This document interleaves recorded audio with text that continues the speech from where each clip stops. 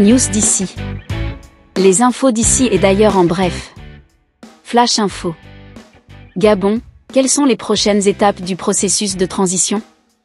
Au cours de son allocution à la nation il y a quelques jours, le président de la République gabonaise Brice Clotaire Oligui Nguema a invité la population à tourner la page du référendum constitutionnel qui a acté l'adoption de la nouvelle constitution et regarder ensemble vers l'avenir. Un discours enclin à beaucoup de patriotisme qui a permis au numéro 1 gabonais d'annoncer les prochaines grandes étapes de la transition en cours.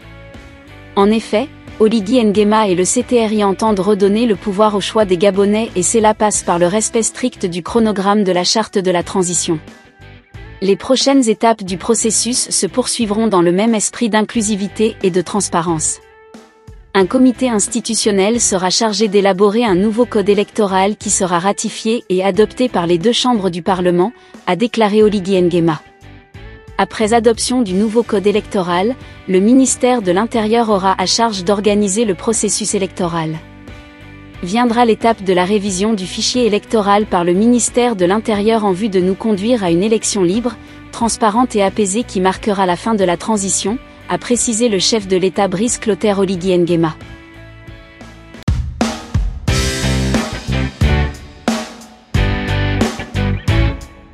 News d'ici. Les infos d'ici et d'ailleurs en bref. Flash Info. Coca-Cola dangereux au Gabon, scandale chez Faubert, des responsables arrêtés. Le 4 décembre 2024, la chaîne nationale Gabon Première a révélé une affaire qui ébranle le secteur agroalimentaire. Une quinzaine de responsables de la société Faubert Gabon ont été placés en détention suite à une enquête menée par l'Agence gabonaise de sécurité alimentaire, AGASA.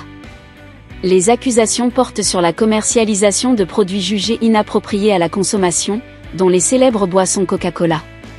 Cette opération de contrôle a été déclenchée après la réception de signaux inquiétants. En effet, plusieurs sources auraient alerté sur la qualité dégradée des produits proposés par Faubert.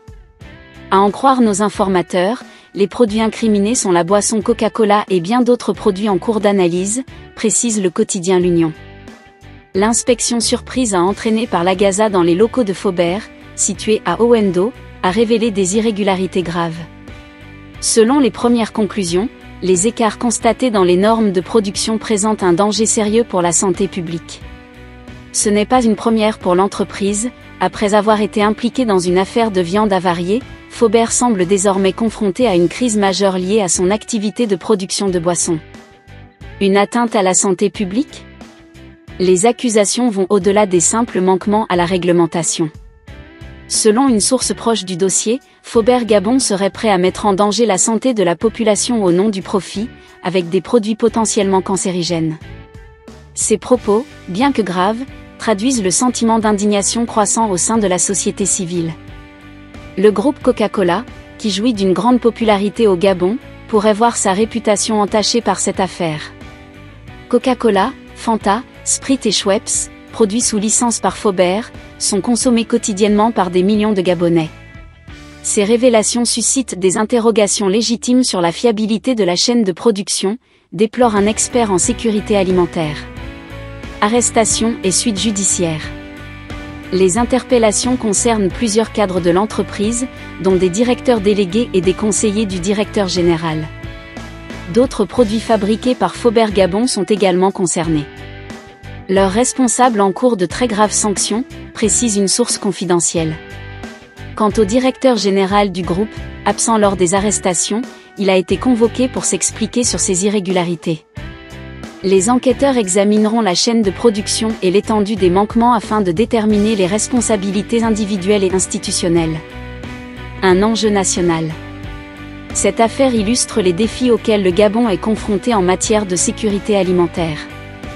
L'État, par le biais de l'AGASA, semble intensifier ses efforts pour protéger l'éco.